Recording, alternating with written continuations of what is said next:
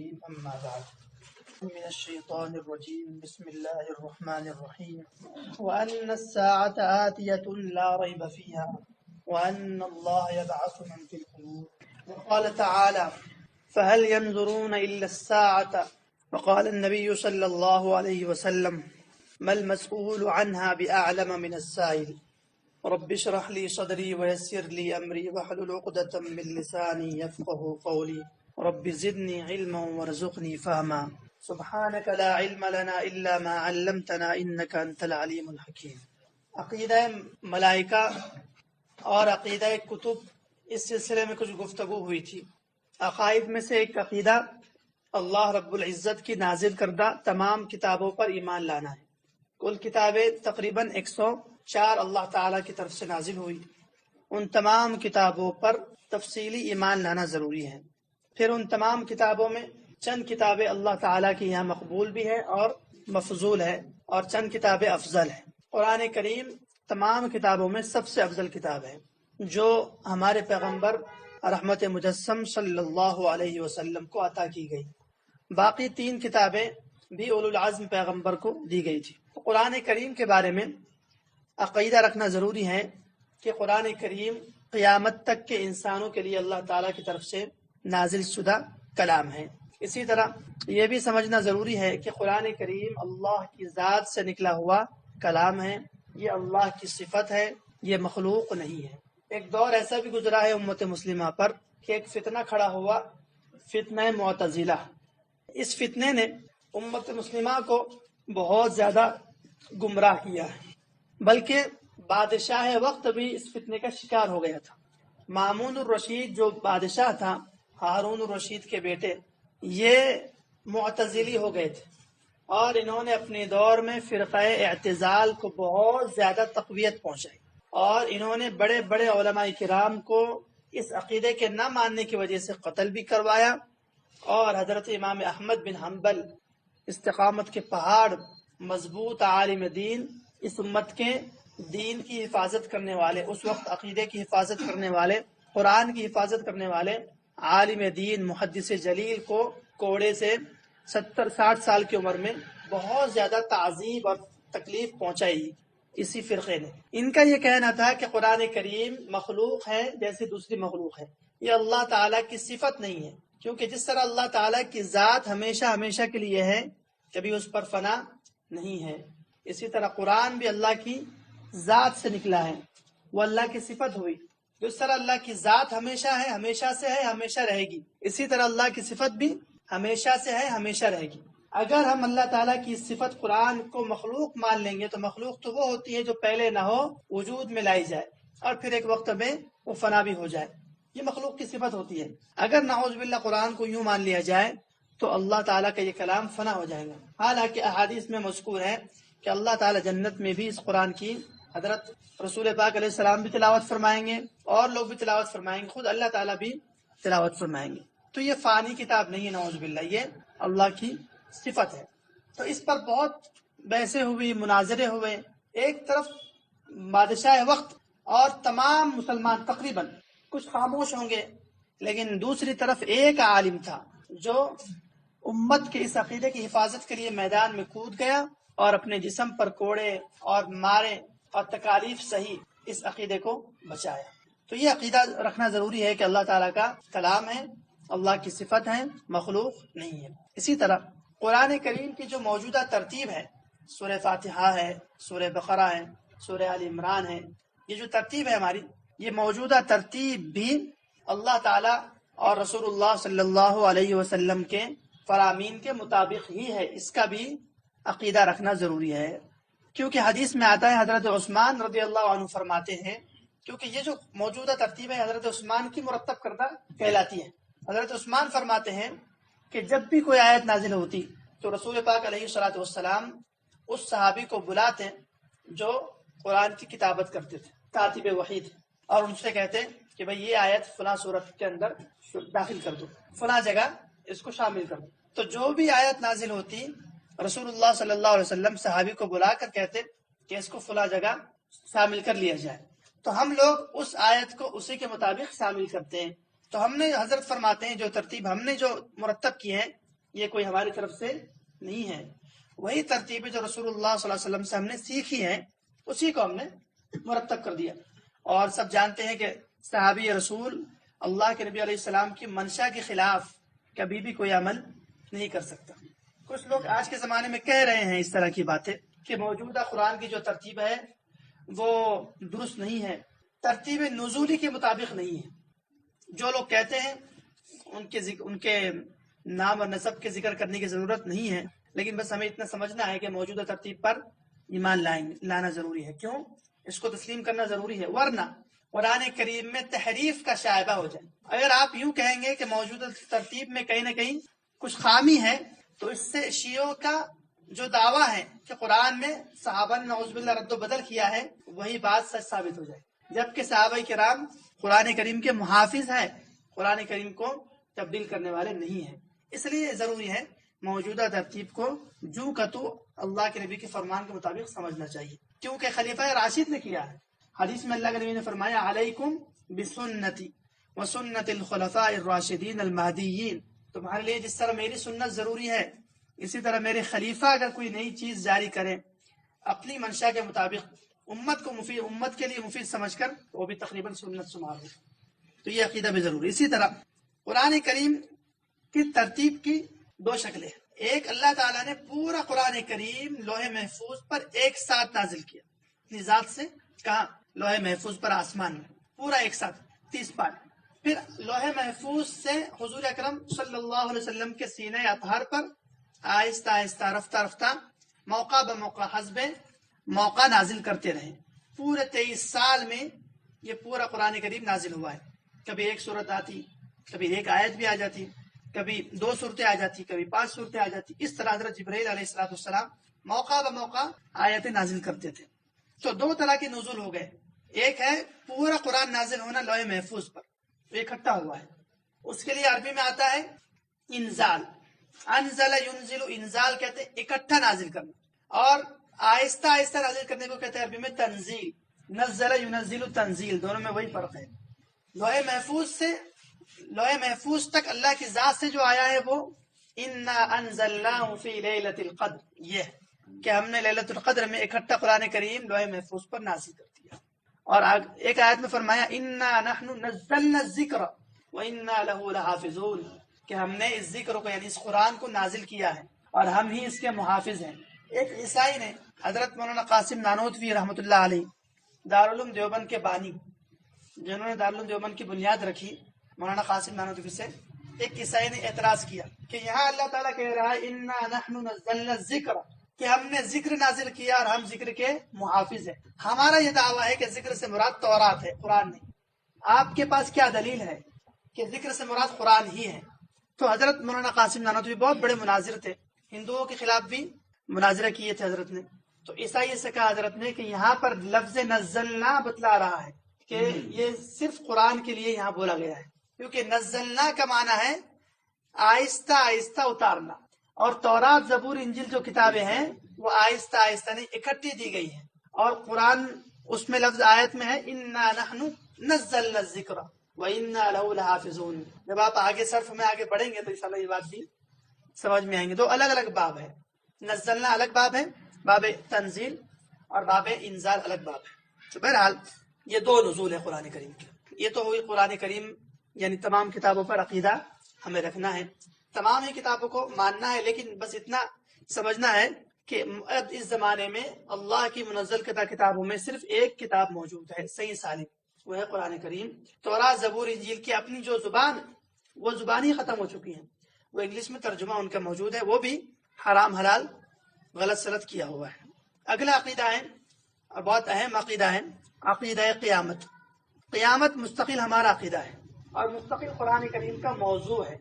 قرآن کریم کے آخری کے پاروں کا عنوان ہی قیامت ہے. کسی صورت میں قیامت کے قائم ہونے سے پہلے کا منظر ہوتا ہے اذا الشمس کورت واذا النجوم انکدرت واذا الجبال سیرت. تقریباً آخری کے پاروں میں قیامت کی منظر کشی ہوتی ہے، کیونکہ آخری کے جو پارے ہیں وہ مکہ میں نازل ہوئے، اور مکہ میں احکامات نازل نہیں ہوئے تھے، مکہ میں عقائد ہیں. اللہ کو ایک مانو، اس پیغمبر کو نبی مانو، اور مرنے کے بعد زندگی ہے اس کو مانو. اسی کا نام ہے قیامت. قیامت قائم ہونے والی ہے. تو یہ عقیدہ ہے. نیز یہ بھی عقیدہ رکھنا ہے، ایک تو یہ عقیدہ رکھنا ہے کہ ہم مرنے کے بعد اللہ کے سامنے کھڑے ہونے والے ہیں، قیامت بھی ہوگی اور قیامت کے بعد حساب و کتاب ہونے والا ہے. کچھ قوموں کا یہ عقیدہ ہے کہ ہم دنیا میں بس آ گئے، پیدا ہو گئے، اب اس کے بعد کوئی جیون اور کوئی زندگی نہیں ہے، مر جائیں گے، مٹی ہو جائیں گے، گل جائیں گے، سڑ جائیں گے. کفار مکہ بھی یہی کہتے تھے، ہیہات ہیہات لما توعدون ان ہی الا حیاتنا الدنیا نموت ونحیا وما نحن بمبعوثین. کہتے تھے چھوڑو بھائی، بس پیدا ہو گئے اور زندگی گزار لی، بس یہی زندگی ہے، اس کے بعد اٹھنا، اللہ کے سامنے کھڑا ہونا نہیں ہے. لیکن مسلمانوں کا یہ عقیدہ ہے کہ مرنے کے بعد اللہ کے سامنے کھڑا ہونا ہے، قیامت قائم ہوگی. قیامت کے بارے میں عقیدہ تو رکھنا ہے، لیکن قیامت کا کوئی متعین وقت کسی کو معلوم نہیں ہے. حضرت جبرائیل علیہ السلام نے اللہ کے نبی سے پوچھا تھا ایک مرتبہ کہ یا رسول اللہ، یہ بتلائیے قیامت کب آئیں گی؟ جواب میں اللہ کے نبی نے فرمایا مل مسئول عنہا بعلم من السائل، کہ آپ کو جتنا معلوم ہے اتنا ہی مجھے معلوم ہے. یعنی جس طرح آپ کو متعینہ وقت نہیں معلوم، جس سے آپ پوچھ رہے ہیں اس کو بھی متعینہ وقت نہیں معلوم. حضرت جبرائیل نے عرض کیا اخبرنی عن اماراتها، کچھ نشانیاں بتلا دیجئے قیامت کب آئیں گی. تو معلوم ہوا کہ متعینہ وقت تو پیغمبر کو بھی نہیں معلوم. ہاں، پیغمبر علیہ السلام نے قیامت کی نشانیاں بتلا دیا. اس حدیث میں یہی ہے ان تلد الامۃ ربتها، کہ بیٹیاں ماں کی نافرمان ہو جائیں گی، اور کمزور قسم کے اور فقر و فاقے والے لوگ آخری زمانے میں بڑی بڑی بلڈنگیں بنائیں گے، بڑی بڑی عمارتیں بنائیں گے. یہ اس بات کی دلیل ہوگی کہ قیامت آنے والی ہے. اللہ تعالیٰ کے علم میں قیامت کا ایک دن متعین ہے، اسی دن قیامت ہوگی. قیامت برحق ہے. جس ذات نے اپنی قدرت سے اس عالم کو پیدا کیا ہے وہی ذات اس کو ختم کرنے والی ہے، اور ختم کر کے پھر دوبارہ زندہ بھی ہونا ہے. اسی کو قیامت کہتے ہیں. قیامت حضرت اسرافیل علیہ السلام کے سور پھونکنے سے قائم ہوگی. سور کی آواز سے تمام جاندار مر جائیں گے، زمین و آسمان پھٹ جائیں گے، ہر چیز ٹوٹ پھوٹ کر فنا ہو جائیں گی. قرآن کریم نے کہا ما ينظرون الا صيحة واحدة ونفخ في الصور فصعق من في السماوات ومن في الارض. جب سور پھونکا جائے گا تو زمین و آسمان کی ساری مخلوق بے ہوش ہو جائے گی، مر جائیں گے، الا من شاء اللہ، مگر اسے اللہ بچائے. حضرت اسرافیل علیہ السلام قیامت برپا ہونے کے 40 سال بعد دوبارہ سور پھونکے. ایک سور سے دوسرے سور کے درمیان 40 سال کا عرصہ ہے. 40 سال کے بعد دوسرا سور پھونکیں گے، اس سے تمام مردے زندہ ہو جائیں گے، قبروں میں پڑے ہوئے قبروں سے نکل کر میدان محشر کی سمت چلنے لگیں گے. پہلے سور کو کہتے ہیں نفخہ اولا یا نفخہ اماتت، مارنے کا پھونک، مارنے کی پھونک. اور دوسرے سور کو کہتے ہیں نفخہ ثانیہ یا نفخہ احیاء، زندہ کرنے کی پھونک. اس سے دوبارہ تمام انسان زندہ ہو کر کھڑے ہو جائیں گے. قرآن نے کہا ثم نفخ فیہ اخری، پھر دوسری پھونک لگائیں گے. فاذا هم قیام ینظرون، بس اچانک ساری مخلوق کھڑے ہو کر آس پاس دیکھنے لگیں گے. ونفخ فی الصور فاذا هم من الاجداث الى ربهم ينسلون، سورہ یاسین میں ہے. جب سور پھونکا جائے گا، اجداث کہتے ہیں قبر کو، تو فاذا هم من الاجداث الى ربهم ينسلون، قبروں سے اٹھ کر اپنے رب کی طرف تیز تیز دوڑنے لگیں گے سب کے سب. قیامت کا مقصد کیا ہے؟ کیوں قائم ہوگی قیامت؟ کیا وجہ ہے قیامت کی؟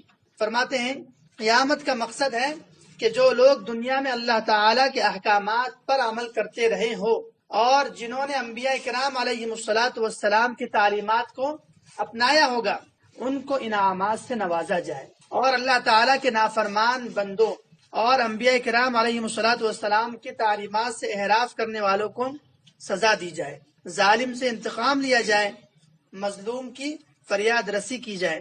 دنیا میں جن لوگوں پر ظلم ہوا انہیں انصاف نہیں مل سکا، انہیں اللہ تعالیٰ قیامت میں انصاف عطا فرمائیں گے. ہر حق والے کو اس کا حق دیا جائے گا، ہر ظالم کو ظلم کا بدلہ دیا جائے گا. نفخہ اولا سے پہلی جب سور پھونکی جائیں گی تو پہلے سور پھونکنے سے لے کر دوسرے سور کے درمیان کے حصے کو قیامت کہتے ہیں.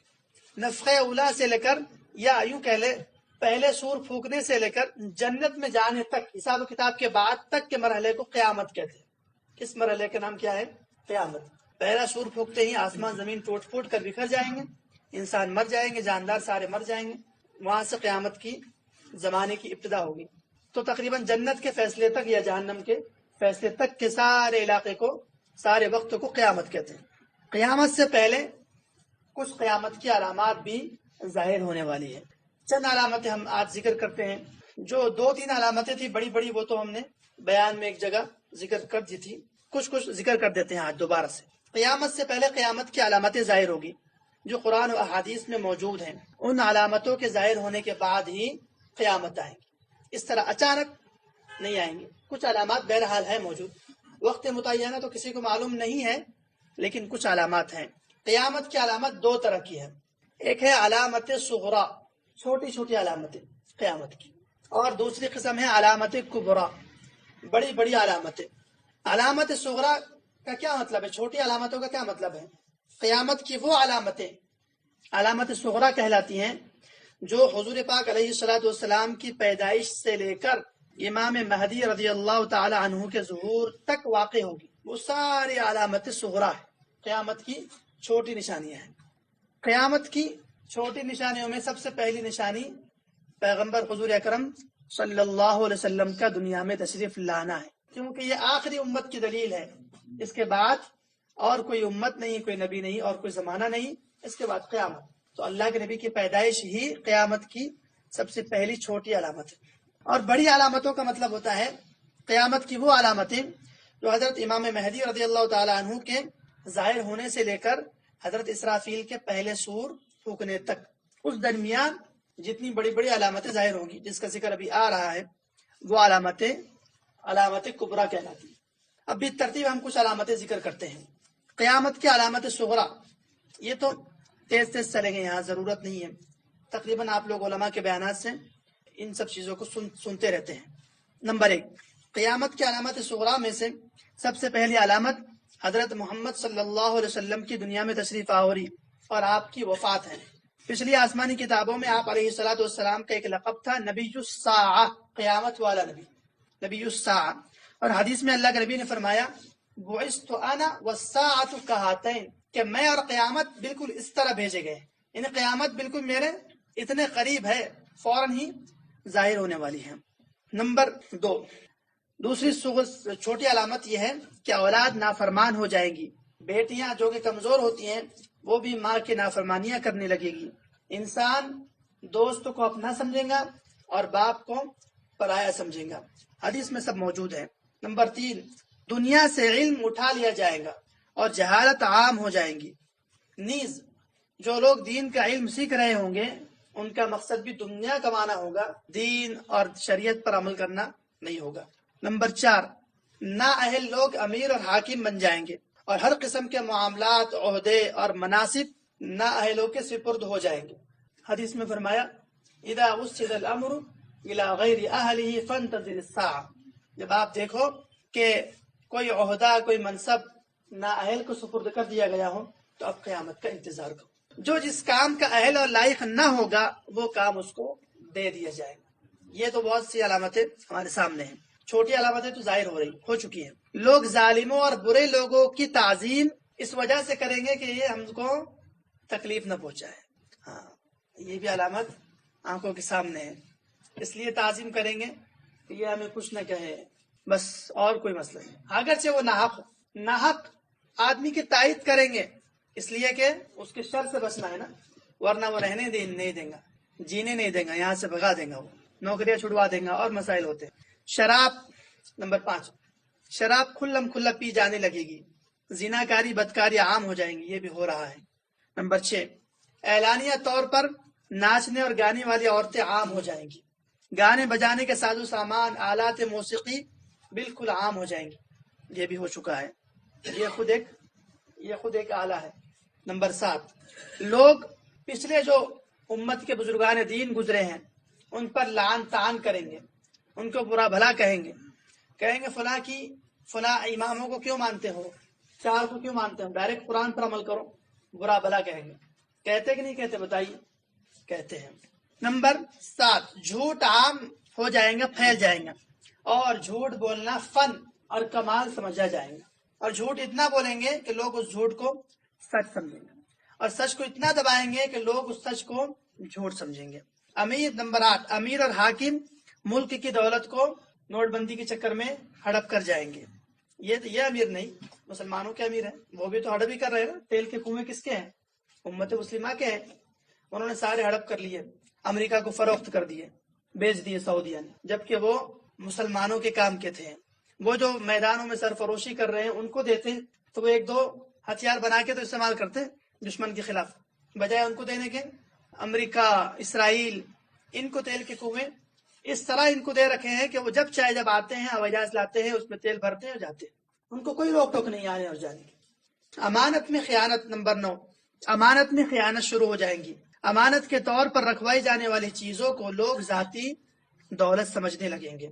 نمبر 10، نیک لوگوں کی بجائے رذیل اور غلط کار قسم کے لوگ اپنے اپنے قبیلے اور علاقے کے سردار بن جائیں گے۔ جو جتنا بےہودہ اس کو لوگ اتنی عزت کریں گے، اس کو بڑا سمجھتے ہیں۔ اس زمانے میں جو غنڈے قسم کا ہو، فالتو قسم کا، بیکار، جس کو کوئی کام نہیں ہے، وہ لوگوں کو ڈرائیں گا، دھمکائیں گا، لوگ اس کے پاس فیصلے لے جاتے ہیں، پھر وہ فیصلے کرتا ہے، اس طرح ہوتا ہے۔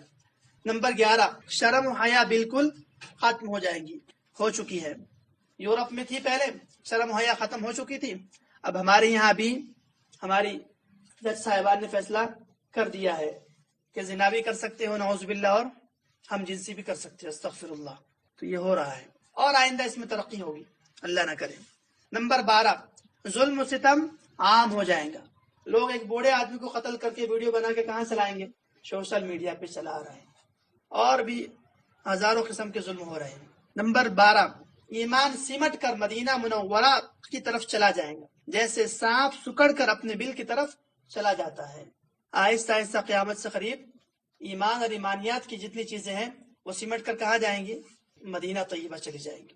نمبر 13، ایسے حالات پیدا ہو جائیں گے کہ دین پر قائم رہنا ہاتھ میں انگارہ لینے کے مترادف ہو جائے۔ دین پر ڈٹنا، جمنا، دین کی بات کرنا ایسے مشکل ہو جائیں گے جیسے آگ کا انگارہ ہوتا ہے۔ نمبر 14، زکوٰۃ کو لوگ بوجھ اور تاوان سمجھنے لگیں گے۔ نمبر 15، ماں کی نافرمانی کریں گے اور بیوی کی اطاعت کریں گے، فرما برداری کریں گے۔ نمبر 16، عورتیں زیادہ ہو جائیں گی اور مرد کم ہو جائیں گے، یہاں تک کہ ایک مرد 50 عورتوں کا نگران ہوگا۔ ایک زمانہ ایسا آئے گا ان قریب۔ ابھی بھی عورتیں زیادہ ہو چکی ہے، تقریباً بڑھ رہی ہے، چونکہ نکاح کم ہو رہے ہیں، اور جو بے حیائی پھیلتی ہے، نکاح کی شرح کم ہو جاتی ہے، اور زنا اور عورتوں کی بہتات ہونا شروع ہو جاتی ہے۔ پھر طلاقیں بھی زیادہ ہوتی ہیں، کیونکہ زنا کی فراہمی ہوتی ہے تو بیوی کے ساتھ خانہ زاد زندگی جو ہوتی ہے وہ متاثر ہو جاتی ہے بے حیائی کی وجہ سے۔ نمبر 17، قیامت سے پہلے حضور اکرم صلی اللہ علیہ وسلم کی امت میں 30 بڑے کذاب اور دجال نکلیں گے، اور ہر ایک دعویٰ کرے گا کہ میں نبی ہوں، حالانکہ پیغمبر صلی اللہ علیہ وسلم آخری نبی ہیں۔ تقریباً نکل چکے ہیں، 25 سے زائد نکل چکے ہیں۔ نمبر 17، عراق کا مشہور دریائے فرات سونے کا ایک پہاڑ اور ایک خزانہ ظاہر کرے گا۔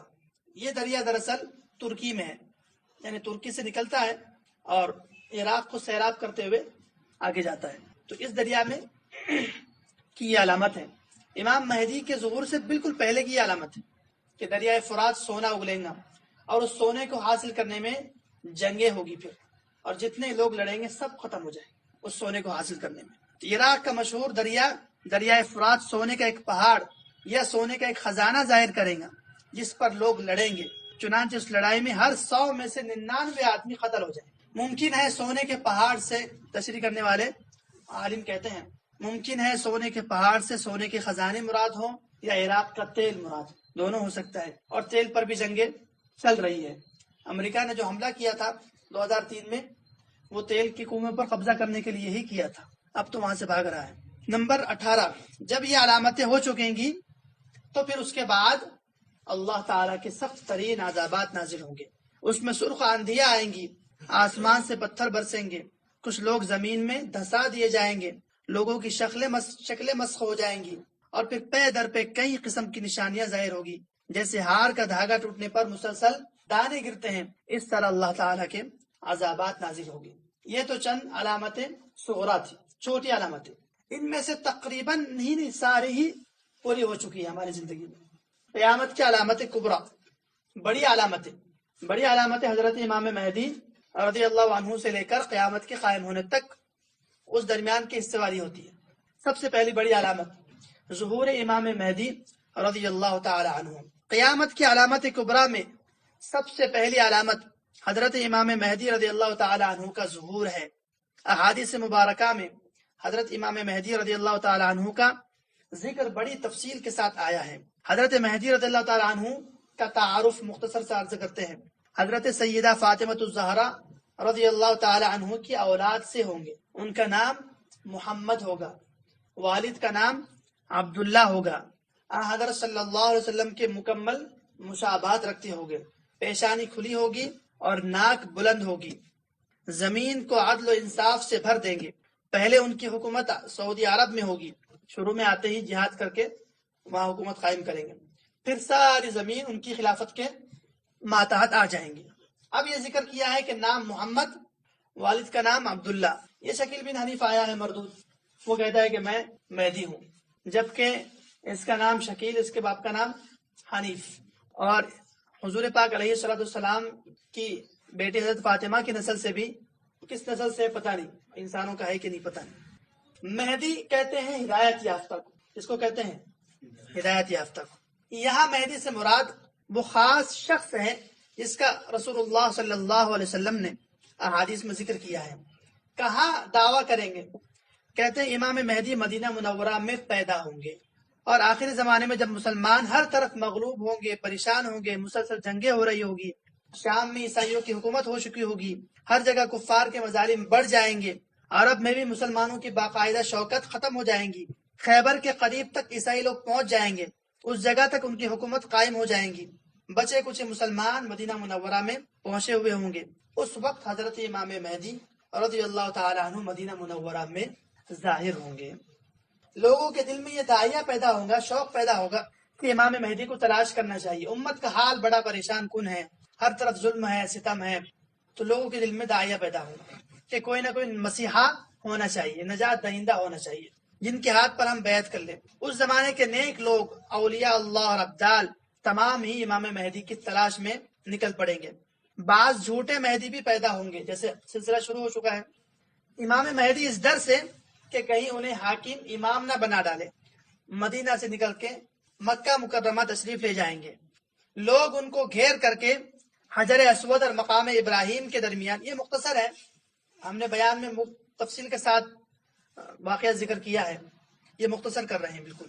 حجر اسود اور مقام ابراہیم کے درمیان میں لوگ ان کو گھیریں گے اور پہچان لیں گے، اور لوگ کہیں گے کہ آپ کے اندر وہ تمام علامتیں موجود ہیں جو حضور پاک علیہ السلام نے احادیث میں ذکر فرمائی تھی، اور آپ ہی مہدی ہیں، آپ ہمیں بیعت کروائیے۔ یہ بیعت الجہاد ہوگی، موت پر بیعت ہوگی، میرے ساتھ رہنا ہے تو موت تک کے میرا ساتھ دینا ہے، اور میں جو کام کہوں وہ کام کرنا ہے، یہ موت کی بیعت ہوگی۔ وہ جو بیعت الرضوان ہوئی تھی حدیبیہ کے موقع پر، 1500 صحابہ سے جو حضور پاک علیہ السلام نے بیعت لی تھی، وہ بھی بیعت الجہاد تھی، موت پر بیعت تھی، وہی بیعت ہوگی۔ کیونکہ امام مہدی کا بھی تذکرہ آئے گا کہ عرصہ بہت تھوڑا ہے دنیا میں رہنے کا۔ جب امام مہدی اعلان مہدویت فرما دیں گے، سب سے پہلی بیعت 313 افراد کو ہوگی۔ 313 حدیث میں لفظ موجود ہے، من عدت اصحاب بدر، بدر کے جو تعداد تھی اتنے لوگ پہلی بیعت ان سے کریں گے۔ آسمان سے بھی ایک آواز آئیں گی، یہ آواز ہوگی، یہ اللہ تعالیٰ کے خلیفہ ہے اور حاکم بنائے ہوئے ہے، اور یہ امام مہدی ہے۔ جب آپ کی بیعت کی شہرت ہو جائیں گی تو مدینہ منورہ کی فوجیں مکہ مکرمہ میں جمع ہو جائیں گی، اور شام، عراق اور یمن کے اہل اللہ اور ابدال تمام کے تمام آپ کی خدمت میں حاضر ہوں گے، علماء، اور بیعت کریں گے۔ جب آپ کی بیعت کا شہرہ ہو جائیں گے دنیا میں، ایک فوج حضرت امام مہدی رضی اللہ عنہ سے لڑنے کے لیے، مخالفت والی، دشمن کی آئیں گی۔ جب وہ فوج مدینہ منورہ اور مکہ کے درمیان ایک جنگل میں پہنچے گی اور ایک پہاڑ کے نیچے ٹھہرے گی، اس میدان میں، جس میدان کا نام ہے بیدا نامی بستی ہے، پہاڑ ہے، چٹیل میدان ہے، وہاں ٹھہریں گی تو وہ ساری فوج زمین میں دھس جائیں گی۔ صرف 2 آدمی زندہ بچیں گے، ایک بشیر ہوگا، ایک نذیر ہوگا، ایک خوشخبری سنائے گا، مومن ہوگا کہ یہ مارے گئے، اور ایک ڈرائیں گا ان کو کہ ہم بہت خطرناک قسم سے اللہ کے عذاب کا شکار ہوئے ہیں، تو ایک بشیر اور ایک نذیر ہوگا، یہ بھی بہت بڑی علامت ہوگی۔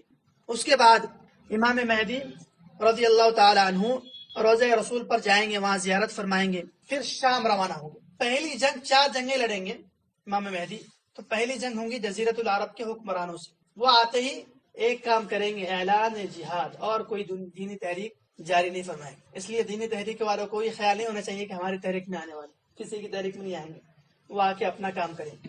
جو حضرت عیسیٰ بھی وہی کریں گے، آ کے فجر پڑیں گے، سیدھا دجال کو قتل کرنے کے لیے یہودیوں سے جہاد شروع کریں گے۔ حضرت بھی وہی کریں گے، اس لیے ہمیں بھی اسی طریق پر چلنا چاہیے۔ شام روانہ ہو جائیں گے، جزیرۃ العرب کے حکمرانوں کو شکست ہو جائیں گے، اور حضرت وہاں خلافت قائم کر کے پھر شام روانہ ہو جائیں گے۔ دوسری جنگ فارس والوں سے ہوگی، وہاں بھی فتح ہوگی۔ تیسری جنگ پھر شام والوں سے ہوگی، وہاں جائیں گے۔ دمشق پہنچ کر عیسائیوں سے ایک خونریز جنگ ہوگی۔ تفصیل اس کی یہ ہے کہ عیسائیوں کے 80 جھنڈے، حدیث میں 80 رایتن، 80 جھنڈے لے کر عیسائی لوگ آئیں گے۔ 80 جھنڈے کا مطلب ہوتا ہے 80 ممالک، اقوام متحدہ۔ یہ جو اقوام متحدہ ہے اس زمانے کی، یہ دراصل اقوام کفریہ اور اقوام منحوسیہ ہے۔ دنیا میں مسلمانوں پر جتنا ظلم ہو رہا ہے اسی اقوام متحدہ میں بل پاس ہوتا ہے، تو یہی اقوام متحدہ اس زمانے میں بھی ہوگی۔ 80 ممالک مل کر حضرت امام مہدی رضی اللہ عنہ کے لشکر سے مقابلے کے لیے شام کے علاقے میں ایک میدان دابق اور اعماق نام کے میدان ہے شام میں، حلب کے بالکل قریب ہے۔ حلب میں بھی ظلم ہو رہا تھا، حلب کے بالکل قریب ہے، وہاں ان کی فوجیں جمع ہو جائیں گی عیسائیوں کی۔ امام مہدی کے آنے سے پہلے ان کی وہاں پر کہیں نہ کہیں قبضہ بھی پہلے سے رہے گا، جیسے آج کل بشار الاسد قبضہ کرتا چلا جا رہا ہے آہستہ آہستہ، تو بالکل قیامت کا منظر بن رہا ہے۔ تو اس میدان میں حدیث میں ہے کہ 80 رایتن، 80 جھنڈے ہوں گے، وتحت كل رایت 12,000، اور ہر جھنڈے کے نیچے 12,000 کا لشکر ہوگا۔ پوری دنیا کفر اپنی پوری طاقت اور اپنے پورے اسباب، ٹیکنالوجی، ہتھیار اور جو ان کے پاس ہو سکے سارا لے کر کود جائیں گے میدان۔ تقریباً ان کی تعداد 9,60,000 ہوگی۔ 9,80,000 کو ضرب دو 12 سے تو 12,000 سے 9,60,000 کا لشکر، اور ہمارے یہاں سے بھی کافی تعداد ہوگی، کم نہیں ہوگی۔ جنگ ہوگی 3 دن، حدیث میں ہے کہ جنگ ہوگی، مسلمانوں کی 3 جماعتیں بن جائیں گی۔ ایک تو منافقین کی ہوگی، وہ بھاگ جائیں گی، ان کی توبہ کبھی قبول نہیں ہوگی۔ ایک شہداء ہوگی، شہداء کی جماعت ہوگی جو شہید ہوں گے اس جنگ میں۔ فرمائے ہم افضل الشہداء، وہ بہت بڑے اور فضیلت والے شہید کہلائیں گے۔ اور تیسرے وہ لوگ ہوں گے جو حضرت امام مہدی کے ساتھ اس جنگ کو فتح کریں گے۔ 3 دن جنگ چلیں گے، تیسرے دن مسلمانوں کو فتح ہوگی، اس جنگ کا واقعہ ہے۔ اس کے بعد کفر دنیا میں بہت کمزور ہو جائے گا۔ اس فتح کے بعد حضرت امام مہدی مختلف امیروں کو بھیج کر دنیا میں خلافت قائم کریں گے، یہاں بھی ہو جائیں گے انشاءاللہ۔ وہی جو حدیث میں ذکر کیا وہ اسی کی طرف اشارہ ہے۔ اچھا، بالآخر مسلمانوں کی اس جنگ میں فتح ہو جائیں گی۔ امام مہدی ملک کا انتظام سنبھال کر قسطنطنیہ فتح کرنے تشریف لے جائیں گے۔ قسطنطنیہ میں حضرت کی 4تھی جنگ ہوگی، بغیر ہتھیار کے، صرف ذکر کی بنیاد پر۔ قسطنطنیہ فتح کر کے امام مہدی شام کے لیے روانہ ہوں گے۔ شام پہنچنے کے کچھ ہی عرصے بعد دجال نکل پڑے گا۔ دجال نکلنے کے بعد وہ فتنہ فساد پھیلائیں گے پورے علاقے میں۔ امام مہدی کو حکم ہوگا کہ آپ دجال سے نہیں لڑ سکتے، آپ کا صرف ایک کام ہے کہ مسلمانوں کو شہر غوطہ میں پناہ کے لیے انتظامات کرو، ان کی حفاظت کرو، بس۔ اور یہ بھی امام مہدی کا بہت بڑا کارنامہ ہوگا کہ دجال سے امت کو بچا کر کے وہاں حفاظت کیا۔ تو حدیث میں جو ہے کہ 2 جگہ ہوگی جہاں لوگ دجال سے بچ سکیں گے، ایک مدینہ اور ایک مکہ، اور تیسری یہ بھی جگہ علماء فرماتے ہیں جہاں امام مہدی کے ساتھ لوگ پناہ لیے ہوئے وہاں نہیں آ سکے گا۔ پوری دنیا میں 40 دن میں فساد مچا کر کے جب وہاں تک پہنچیں گا تو حضرت عیسیٰ نازل ہو جائیں گے، وہ شام میں داخل ہو جائیں گا حملہ کرنے کے لیے۔ اتنے میں نماز عصر کا وقت ہوگا، لوگ نماز کی تیاری میں مصروف ہوگے کہ اچانک حضرت عیسیٰ علیہ السلام 2 فرشتوں کے کندھوں پر ہاتھ رکھے ہوئے آسمان سے اترتے ہوئے نظر آئیں گے۔ دجال حضرت عیسیٰ علیہ السلام کو دیکھ کر بھاگ جائیں گا، جیسے امریکہ بھاگ رہا ہے۔ بالآخر حضرت اس کا پیچھا کریں گے، تعاقب کریں گے، اور باب لد پر پہنچ کر حضرت عیسیٰ علیہ السلام دجال کو قتل کر کے اس کا کام تمام کر دیں گے۔ یہ جو لد بستی ہے نا، یہ 1948 میں بنائی گئی، اور حدیث میں اللہ کے نبی نے فرمایا کہ باب لد پر اس کو قتل کریں گے۔ اس کا وجود پہلے نہیں تھا اللہ کے نبی کے زمانے میں. اسرائیل نے اپنا فضائیہ بنایا ہے. ان کا فضائیہ وہاں نہیں ہے ان کے شہر میں اسرائیل میں جہاں سے وہ ملک پر حملہ کرتے ہیں ظلم کرتے ہیں. اس کے لیے انہوں نے ایک مستقل بستی بنائی ہے اور اس کا نام لود رکھا. اور بڑے بڑے ٹینک ہوتے ہیں بم کے اور میزائل کے برسانے کے لیے اور ہوائی جہاز ہوتے ہیں. اس بستی کو وہ بہت سجا رہے ہیں اس کو لود والی بستی کو جو 1948 میں قائم ہوئی ہے. اس کے کہتے ہیں تمام ہائی وے پر لائٹنگ لگائی ستارے لگائے ان لوگوں نے اس کو. اور ستارے اس لیے لگائے کہ ان کا یہ کہنا ہے کہ ہمارا ایک مسیحا آنے والا ہے یعنی دجال. دجال کے استقبال کے لیے وہ لود بستی کو آباد کر رہے ہیں.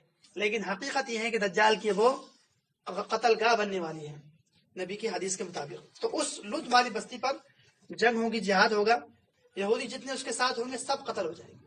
اس کے بعد کوئی کافر دنیا میں نہیں رہے گا. اکثر کافر تو حضرت مہدی کی جو آخری جنگ ہوئی جس میں تمام کفار آئے تھے تقریباً ختم ہو جائیں گے اور جو بچے کچھ ہوں گے ضدی وہ حضرت عیسیٰ کی اس آخری جنگ میں ختم ہو جائیں گے. اس کے بعد دنیا میں صرف مسلمان رہیں گے اور اسلام کا کلی غلبہ ہو جائے گا.